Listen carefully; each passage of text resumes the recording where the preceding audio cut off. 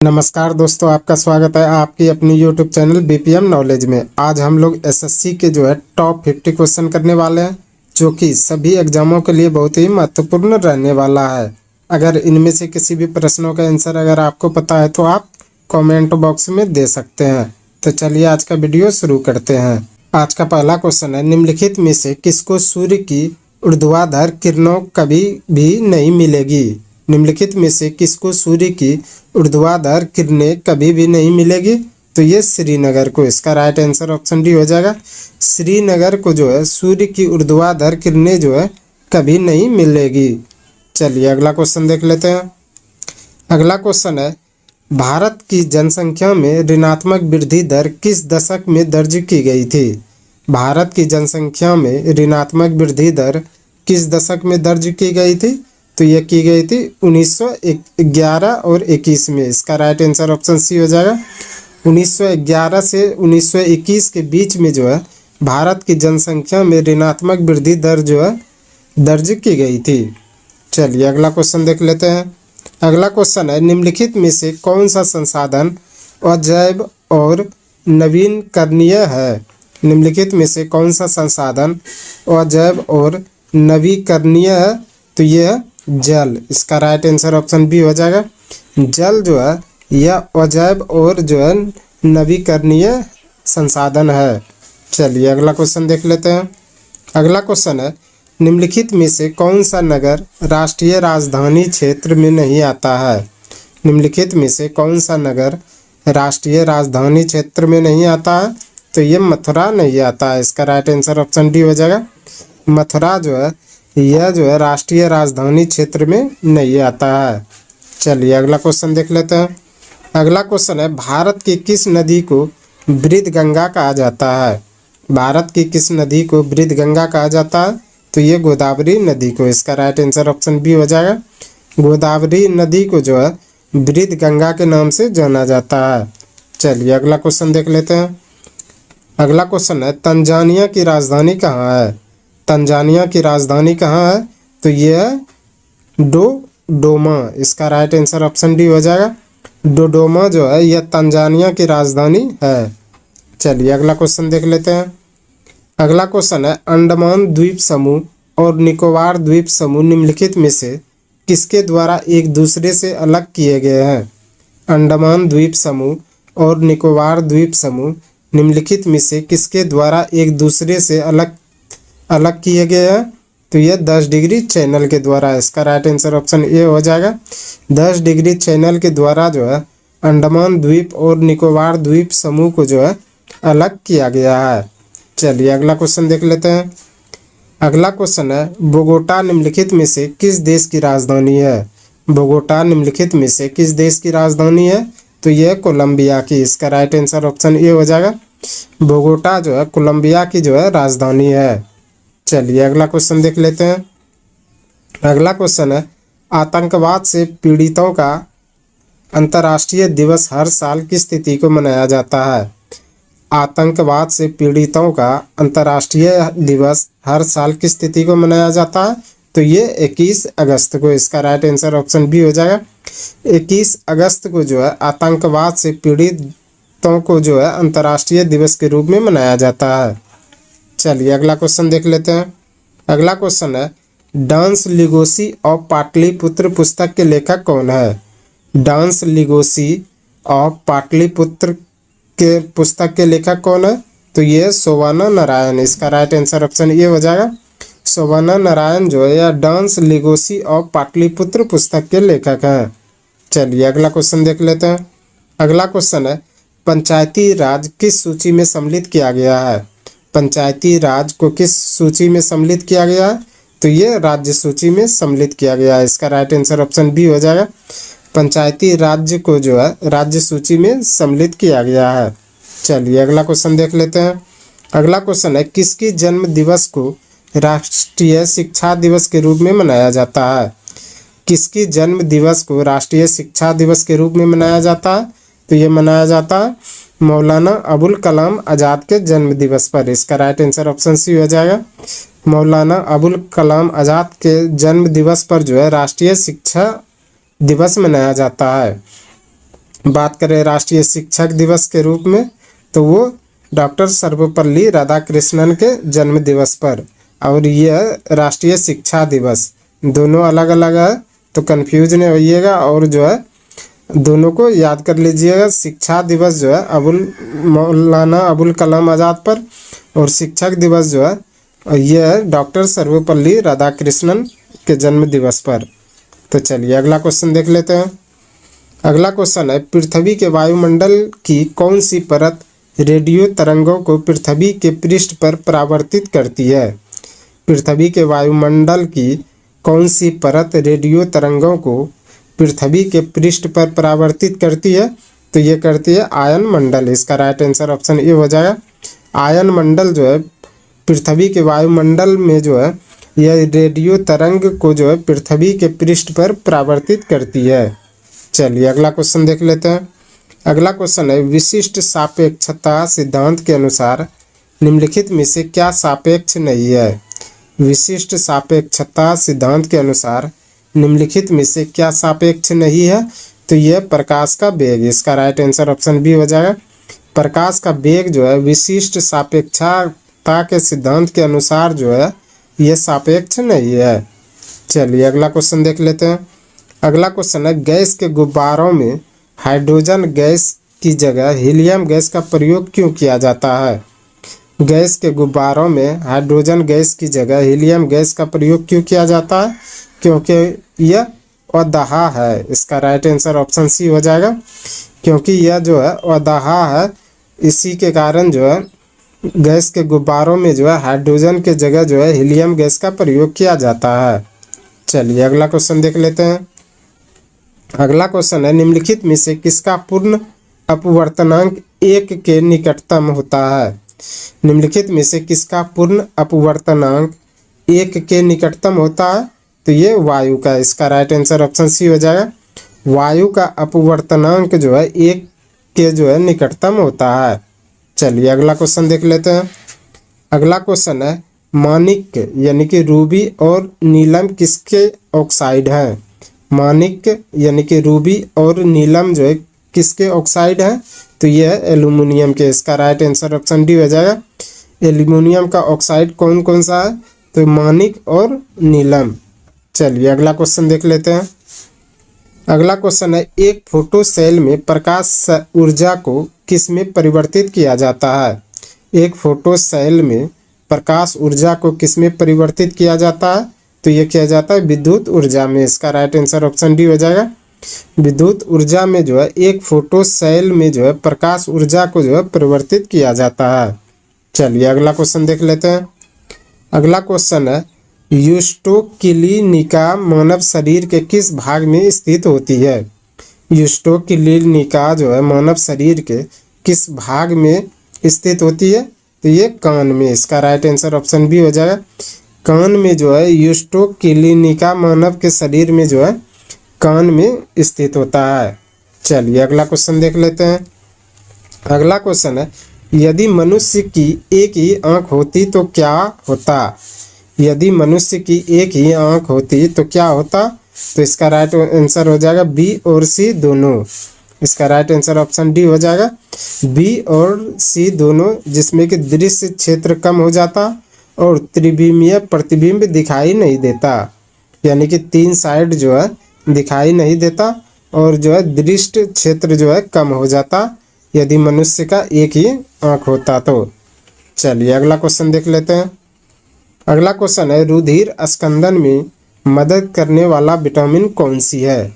रुधिर स्कंदन में मदद करने वाला विटामिन कौन सी है? तो यह विटामिन के। इसका राइट आंसर ऑप्शन डी हो जाएगा। विटामिन के जो है रुधिर स्कंदन में जो है मदद करने वाला विटामिन है। चलिए अगला क्वेश्चन देख लेते हैं। अगला क्वेश्चन है, अनियत तापी प्राणियों के लिए निम्नलिखित में से कौन सा सही है? अनियत तापी प्राणियों के लिए निम्नलिखित में से कौन सा सही है? तो ये उनके शरीर का तापमान वायुमंडल के अनुसार बदलता रहता है। तो इसका राइट आंसर ऑप्शन बी हो जाएगा।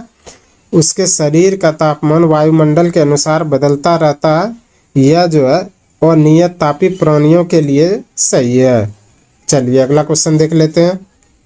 अगला क्वेश्चन है, एड्स वायरस का अनुवांशिक पदार्थ क्या होता है? एड्स वायरस का अनुवांशिक पदार्थ क्या होता है? तो ये होता है एक सूची आरएनए। इसका राइट आंसर ऑप्शन ए हो जाएगा। एक सूची आरएनए जो है यह एड्स वायरस का जो अनुवांशिक पदार्थ होता है। चलिए अगला क्वेश्चन देख लेते हैं। अगला क्वेश्चन है, विद्युत निर्यातक विज्ञापन के साइन बोर्ड्स की विषय सूची की रात में पठनशीलता सक्षम रखने के लिए उनमें किस गैस का प्रयोग किया जाता है? विद्युत निर्यातक विज्ञापन के साइन बोर्ड की विषय सूची की रात में पठनीयता सक्षम रखने के लिए उनमें किस गैस का प्रयोग किया जाता? तो उसमें किया जाता है नियॉन गैस का। इसका राइट आंसर ऑप्शन डी हो जाए। नियॉन गैस का प्रयोग जो है विद्युत निर्यातक विज्ञापन साइन बोर्ड के लिए जो है रात में जो है सही से पढ़ने के लिए जो है उसमें प्रयोग किया जाता है। चलिए अगला क्वेश्चन देख लेते हैं। अगला क्वेश्चन है, खाद्य श्रृंखला में क्रमिक उच्च स्तरों पर किस जीव विष यानी टॉक्सिन की सांद्रता क्या कहलाती है?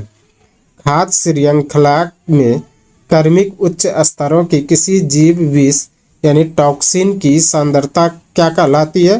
तो ये कहलाती है जैव आवर्धन। इसका राइट आंसर ऑप्शन सी हो जाएगा। जैव आवर्धन जो है खाद्य श्रृंखला में क्रमिक उच्च स्तरों पर जो है किसी जीव जो है विष टॉक्सिन का जो है सांद्रता कहलाती है। अगला क्वेश्चन है, वनस्पति तेलों को संतृप्त वसाओं में परिवर्तित करने के लिए किस गैस का प्रयोग किया जाता है? वनस्पति तेलों को संतृप्त वसाओं में परिवर्तित करने के लिए किस गैस का प्रयोग किया जाता है? तो यह H2O का है। इसका राइट आंसर ऑप्शन ए हो जाएगा। H2 को जो है यह जिसे कि हाइड्रोजन कहा जाता है, यह वनस्पति तेलों को संतृप्त वसाओं में परिवर्तित करने के लिए प्रयोग किया जाता है। चलिए अगला क्वेश्चन देख लेते हैं। अगला क्वेश्चन है, ब्लीचिंग पाउडर का रासायनिक नाम क्या है? ब्लीचिंग पाउडर का रासायनिक नाम क्या? तो यह कैल्शियम हाइपोक्लोराइड। इसका राइट आंसर ऑप्शन बी हो जाएगा। कैल्शियम हाइपोक्लोराइड जो है यह ब्लीचिंग पाउडर का रासायनिक नाम है। चलिए अगला क्वेश्चन देख लेते हैं। अगला क्वेश्चन है, प्रकाश किरण पुंज जो अत्यंत दिशिक हो क्या कहलाती है? प्रकाश किरण पुंज जो अत्यंत दिशिक हो क्या कहलाती है? तो यह कहलाती है लेजर। इसका राइट आंसर ऑप्शन डी हो जाएगा। लेजर जो है यह प्रकाश किरण पुंज जो अत्यधिक दिशक हो कहलाती है। चलिए अगला क्वेश्चन देख लेते हैं। अगला क्वेश्चन है, निम्नलिखित में से कौन द्वितीयक प्रदूषक है? निम्नलिखित में से कौन द्वितीयक प्रदूषक है? तो यह स्मॉग। इसका राइट आंसर ऑप्शन ए हो जाएगा। स्मॉग जो है यह द्वितीयक प्रदूषक है। चलिए अगला क्वेश्चन देख लेते हैं। अगला क्वेश्चन है, निम्नलिखित में से किस युग में खुला परिसंचरण तंत्र पाया जाता है? निम्नलिखित में से किस युग में खुला परिसंचरण तंत्र पाया जाता है? तो यह पाया जाता कॉकरोच और सिल्वर फिश में। इसका राइट आंसर ऑप्शन सी हो जाएगा। कॉकरोच और सिल्वर फिश में जो है खुला परिसंचरण तंत्र पाया जाता है। चलिए अगला क्वेश्चन देख लेते हैं। अगला क्वेश्चन है, क्रॉस लिंक्ड पॉलीमर का उदाहरण क्या है? क्रॉस लिंक्ड पॉलीमर का उदाहरण क्या है? तो यह वेकेलाइट। इसका राइट आंसर ऑप्शन डी हो जाएगा। वेकेलाइट जो है यह क्रॉस लिंक्ड पॉलीमर का उदाहरण है। चलिए अगला क्वेश्चन देख लेते हैं। अगला क्वेश्चन है, किसी परमाणु के नाभिक के केंद्र और बाह्यतम कोषों के बीच की दूरी को क्या कहा जाता है? किसी परमाणु के नाभिक के केंद्र और बाह्यतम कोष के बीच की दूरी को क्या कहा जाता है? तो ये कहा जाता है परमाणु का आकार। इसका राइट आंसर ऑप्शन बी हो जाएगा। परमाणु का आकार जो है यह किसी परमाणु के नाभिक के केंद्र और बाह्यतम कोष के बीच की दूरी को कहा जाता है। चलिए अगला क्वेश्चन देख लेते हैं। अगला क्वेश्चन है, ग्रहों की गति के नियम किसने प्रतिपादित किए थे? ग्रहों की गति के नियम किसने प्रतिपादित किए थे? तो ये किए थे केपलर द्वारा। इसका राइट आंसर ऑप्शन बी हो जाएगा। केपलर द्वारा जो है ग्रहों की गति के जो है नियम को प्रतिपादित किया था। चलिए अगला क्वेश्चन देख लेते हैं। अगला क्वेश्चन है कुष्ठ रोग किसके द्वारा उत्पन्न होता है। कुष्ठ रोग किसके द्वारा उत्पन्न होता है, तो यह होता है जीवाणु द्वारा। इसका राइट आंसर ऑप्शन ए हो जाएगा, जीवाणु द्वारा जो है कुष्ठ रोग उत्पन्न होता है। चलिए अगला क्वेश्चन देख लेते हैं। अगला क्वेश्चन है अम्ल वर्षा के लिए उत्तरदायी गैस प्रदूषक कौन है। अम्ल वर्षा के लिए उत्तरदायी गैसीय प्रदूषक कौन है, तो ये है सल्फर डाइऑक्साइड। इसका राइट आंसर ऑप्शन डी हो जाएगा। सल्फर डाइऑक्साइड जो है अम्ल वर्षा के लिए उत्तरदायी गैसीय प्रदूषक है। चलिए अगला क्वेश्चन देख लेते हैं। अगला क्वेश्चन है निम्नलिखित में से कौन सी गैस वायुमंडलीय प्रदूषक है। निम्नलिखित में से कौन सी गैस वायुमंडलीय प्रदूषक है, तो यह सल्फर डाइऑक्साइड। इसका राइट आंसर ऑप्शन सी हो जाएगा। सल्फर डाइऑक्साइड जो है यह गैस वायुमंडलीय प्रदूषक है। चलिए अगला क्वेश्चन देख लेते हैं। अगला क्वेश्चन है हड्डियों में जमा मुख्य खनिज तत्व होता है। हड्डियों में जमा मुख्य खनिज तत्व होता है, तो यह होता है कैल्शियम। इसका राइट आंसर ऑप्शन डी हो जाएगा। कैल्शियम जो है हड्डियों में जमा मुख्य खनिज तत्व होता है। चलिए अगला क्वेश्चन देख लेते हैं। अगला क्वेश्चन है कोशिका में माइटोकॉन्ड्रिया का मुख्य कार्य क्या है। कोशिका में माइटोकॉन्ड्रिया का मुख्य कार्य क्या है, तो यह रेस्पिरेशन। इसका राइट आंसर ऑप्शन डी हो जाएगा। रेस्पिरेशन जो है यह कोशिका में माइटोकॉन्ड्रिया का मुख्य कार्य है। चलिए अगला क्वेश्चन देख लेते हैं। अगला क्वेश्चन है भारत के संविधान का कौन सा भाग वित्त संपत्ति अनुबंध और मुकदमे से संबंधित है। भारत के संविधान का कौन सा भाग वित्त संपत्ति अनुबंध और मुकदमे से संबंधित है, तो यह है भाग 12। इसका राइट आंसर ऑप्शन डी हो जाएगा। भाग 12 जो है यह संविधान के वित्त संपत्ति और अनुबंध और मुकदमे से जो है संबंधित है। चलिए अगला क्वेश्चन देख लेते हैं। अगला क्वेश्चन है म्यांमार की आधिकारिक भाषा क्या है। म्यांमार की आधिकारिक भाषा क्या है, तो यह बर्मी। इसका राइट आंसर ऑप्शन बी हो जाएगा। बर्मी जो है यह म्यांमार की आधिकारिक भाषा है। चलिए अगला क्वेश्चन देख लेते हैं। अगला क्वेश्चन है निम्नलिखित में से किस सुल्तान ने सती प्रथा रोकने का प्रयास किया। निम्नलिखित में से किस सुल्तान ने सती प्रथा रोकने का प्रयास किया, तो ये मोहम्मद बिन तुगलक ने। इसका राइट आंसर ऑप्शन डी हो जाएगा। मोहम्मद बिन तुगलक ने जो है सती प्रथा को रोकने का प्रयास किया था। चलिए अगला क्वेश्चन देख लेते हैं। अगला क्वेश्चन है तुलसीदास ने रामचरितमानस किसके शासनकाल में लिखी। तुलसीदास ने रामचरितमानस किसके शासनकाल में लिखी, तो ये लिखी थी अकबर के शासनकाल में। इसका राइट आंसर ऑप्शन सी हो जाएगा। अकबर के शासनकाल में जो है तुलसीदास ने रामचरितमानस लिखी थी। चलिए अगला क्वेश्चन देख लेते हैं। अगला क्वेश्चन है निम्नलिखित में से किस मुगल शासक ने संगीत और नृत्य पर प्रतिबंध लगाया था। निम्नलिखित में से किस मुगल शासक ने संगीत और नृत्य पर प्रतिबंध लगाया था, तो यह लगाया था औरंगजेब ने। इसका राइट आंसर ऑप्शन सी हो जाएगा। औरंगजेब ने जो है संगीत और जो है नृत्य पर प्रतिबंध लगाया था। चलिए अगला क्वेश्चन देख लेते हैं। अगला क्वेश्चन है कहाँ पर प्राप्त अशोक के अभिलेख के निचले भाग में मयूर का चिन्ह अंकित है। कहाँ पर प्राप्त अशोक के अभिलेख में निचले भाग में मयूर का चिन्ह अंकित है, तो यह लौरिया नंदनगढ़ में। इसका राइट आंसर ऑप्शन सी हो जाएगा।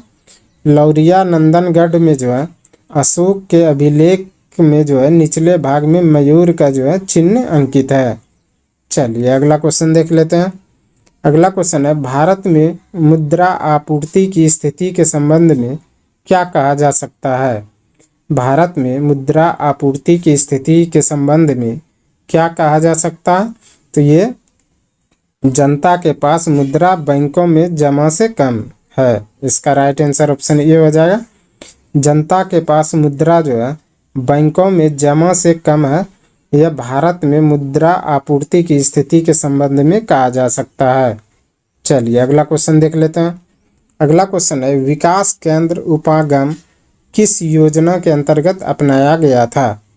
विकास केंद्र उपागम किस योजना के अंतर्गत अपनाया गया था? तो ये चतुर्थ पंचवर्षीय योजना के अंतर्गत। इसका राइट आंसर ऑप्शन डी हो जाएगा। चतुर्थ पंचवर्षीय योजना के अंतर्गत जो है विकास केंद्र उपागम को जो है अपनाया गया था। चलिए अगला क्वेश्चन देख लेते हैं। अगला क्वेश्चन है, जो वन चक्रवातों के अवरोधों का कार्य करते हैं वे वन कौन से हैं? जो वन चक्रवातों के अवरोधों का कार्य करते हैं वे वन कौन सा है? तो वह मैंग्रोव वन। इसका राइट आंसर ऑप्शन बी हो जाएगा। मैंग्रोव वन जो है यह चक्रवातों के अवरोधों का कार्य करते हैं। चलिए अगला क्वेश्चन देख लेते हैं। अगला क्वेश्चन है, पाटलिपुत्र को पॉलीब्रोथा किसने कहा था? पाटलिपुत्र को पालीब्रोथा किसने कहा था? तो ये कहा था मेगास्थनीज ने। इसका राइट आंसर ऑप्शन बी हो जाएगा।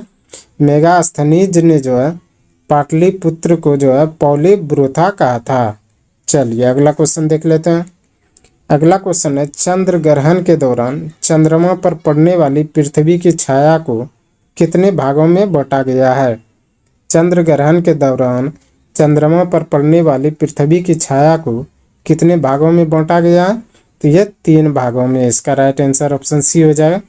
3 भागों में जो है चंद्र ग्रहण के दौरान चंद्रमा को जो है पृथ्वी की छाया को जो है बांटा गया है। चलिए अगला क्वेश्चन देख लेते हैं। आज का अंतिम क्वेश्चन है, शिक्षा की वर्धा योजना कब लाया गया था? शिक्षा की वर्धा योजना कब लाया गया था? तो ये लाया गया था 1937 में। इसका राइट आंसर ऑप्शन बी हो जाएगा। 1937 में जो है शिक्षा की वर्धा योजना को जो है लाया गया था। आज के लिए बस इतना ही। हमें उम्मीद है कि ये वीडियो आपको पसंद आया होगा। अगर पसंद आया तो प्लीज़ लाइक कमेंट शेयर और चैनल को सब्सक्राइब जरूर करें। धन्यवाद।